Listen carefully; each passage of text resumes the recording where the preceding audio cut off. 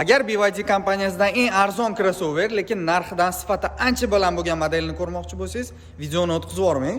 Bizda sotuvga BYD Yuvanab 2026 restyling Smart en full komplektatsiya sotuvga kelgan. Mashinamizni to'liq zaryadka bilan 400 km masofani bosib o'tadi. 160 kamera, lidar, beskulchovoy dostuplargacha jihozlangan.